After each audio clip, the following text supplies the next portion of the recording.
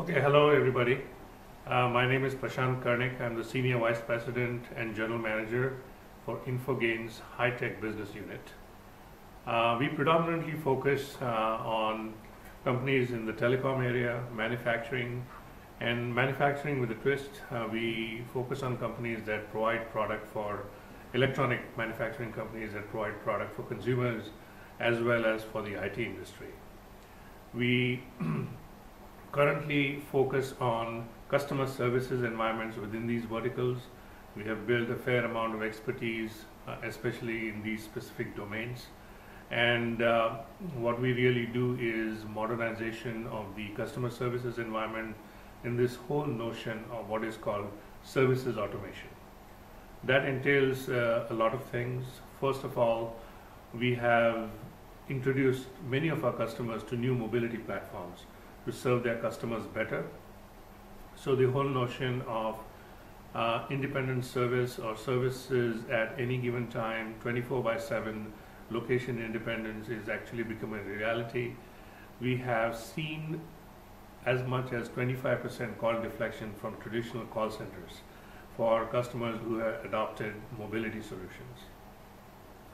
In this whole notion of services automation, there is a dire need, especially in the telecom industry and the media industry, for increasing the agent productivity. Currently, the cost of a single call in telecom and media both averages around $80 in the US.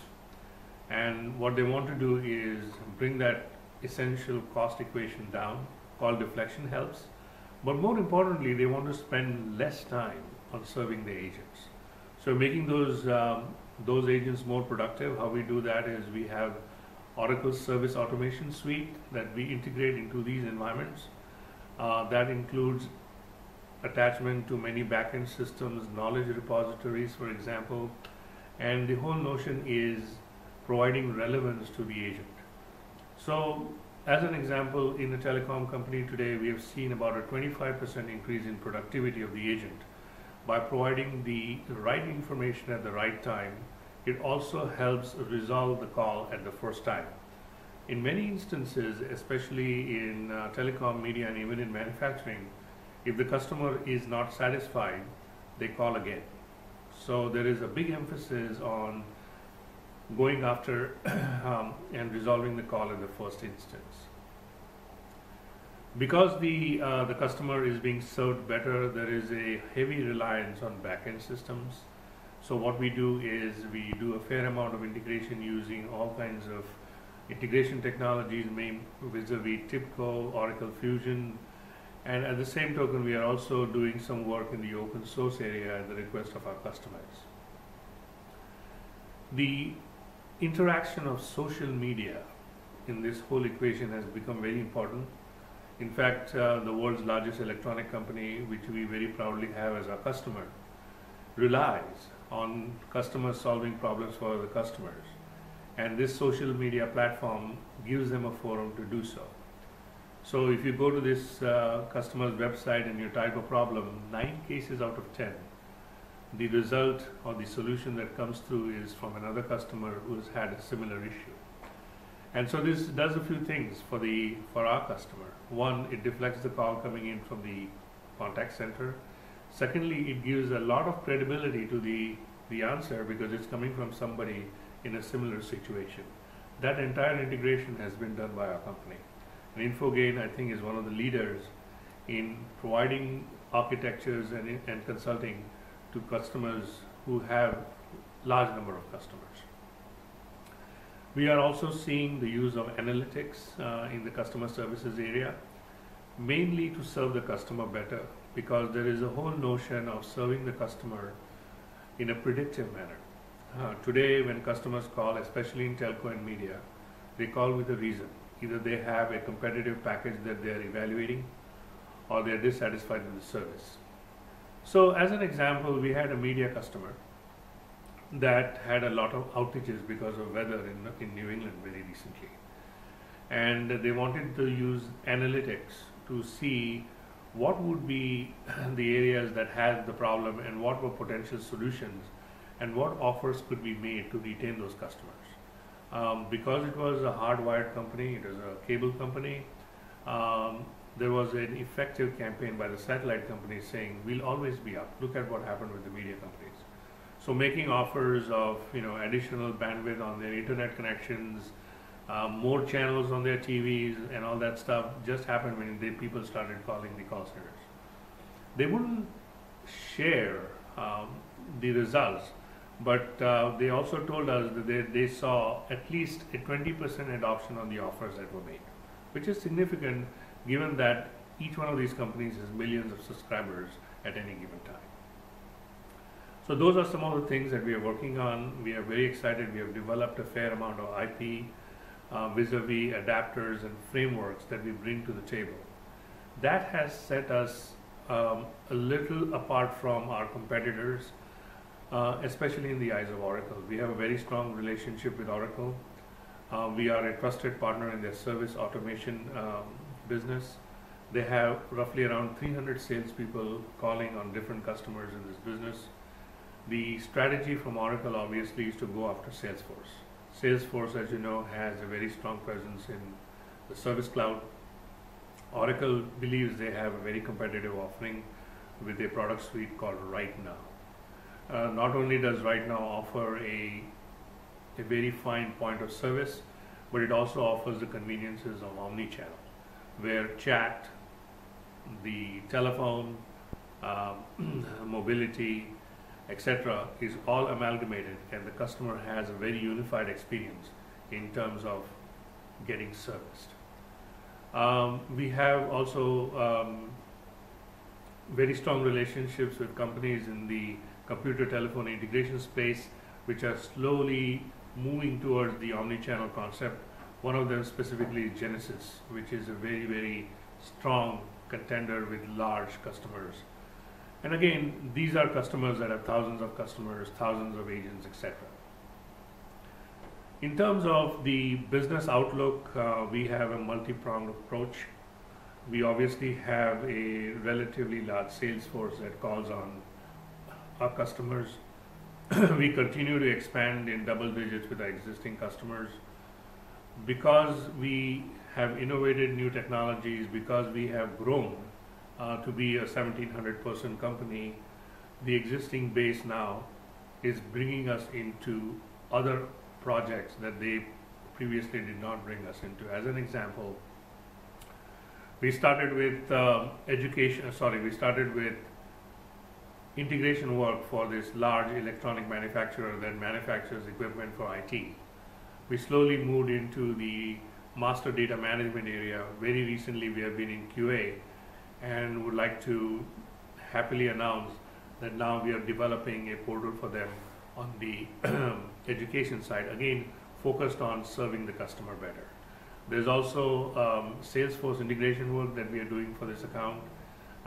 We have brought in some very innovative ideas to the table, and we have actually implemented them, especially for their channels. What this has done is improved dramatically the performance from a mobile device going into the company, placing orders from the channel or the distributors. And they have seen probably a 30% uptake on orders at the end of the quarter based on the performance that these channel partners are being informing them about. Can you share some of your strategies in terms of building the customer base? What Sure. is really clicking? Strong partnering relationships. We are being brought into very large new accounts by companies like Oracle. We continue to, as I pointed out, we also have relationships with companies like Genesis. We are building relationships with some of the integration vendors, such as in the cloud integration vendors, such as Informatica. We have an existing relationship with a large number of database companies.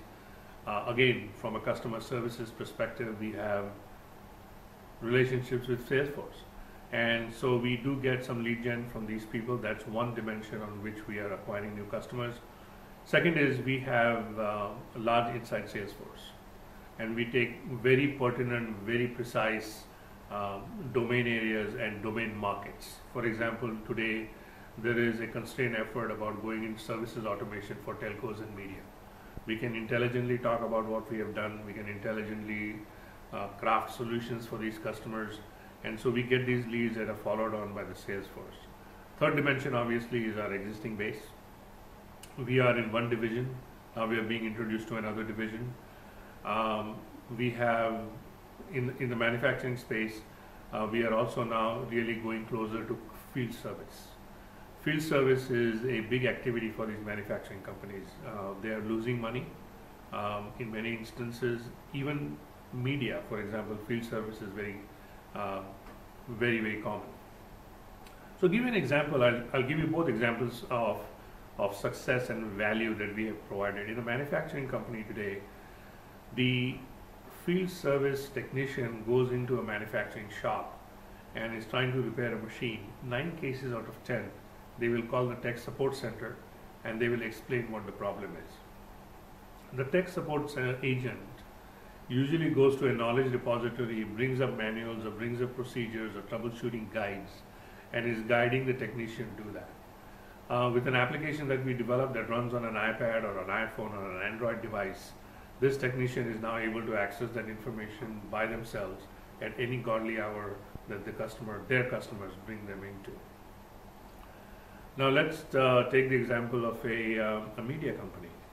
When we spoke to the media company, the value that they wanted us to bring in the services automation area was that they said reduce our truck fees. What it means is every time there is a problem, they have to send a technician out. It costs them money. So I personally am a beneficiary of this. I have a service from a customer that we serve, and they decided to upgrade the internet connections in our neighborhood.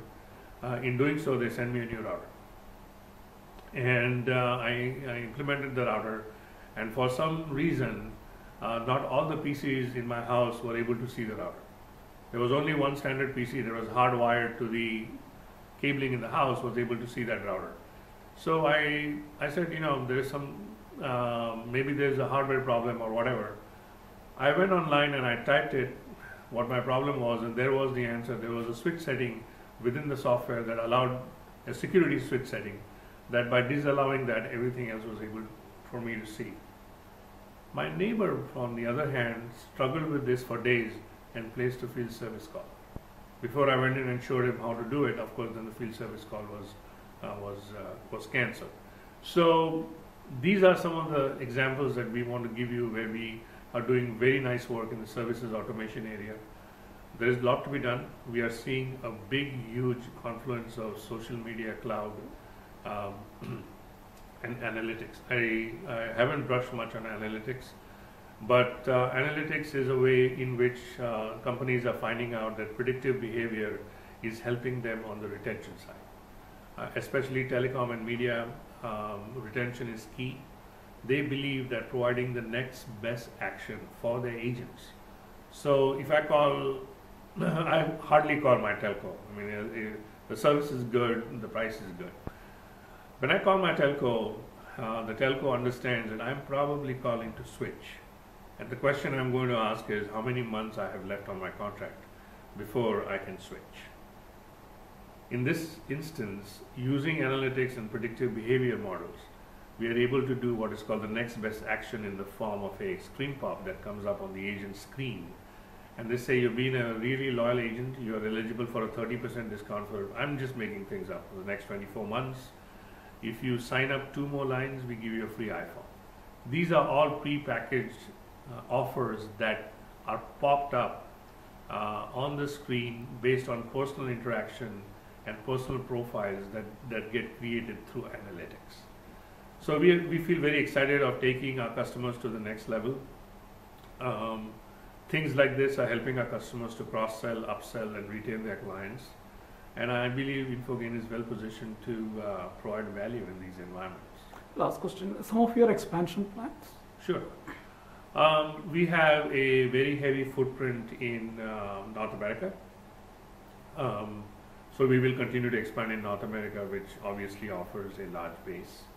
We have a smaller footprint in Europe. We're thinking of expanding that through our connections with Oracle. It's not something that we do have an office in London, but we are seeing a huge expansion in some other areas like our international business and retail, which I don't manage, in the Middle East. Middle East is wanting to modernize itself, especially in retail and other areas. And in the telecom area, we are again devising a strategy where our fiscal year starts on July 1. So FY15, we're going to use our salespeople in the Middle East to go after the Middle East telecom market. Asia Pacific is still in embryonic stages. Very recently, Oracle has come back to us and is requesting our presence for a large deal with a telco in Korea.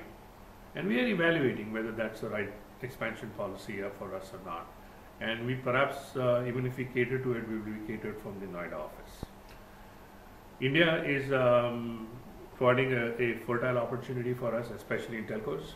We have 3 telcos here that we are expanding. There is a multinational telco that has just started a product development center here in Noida for them.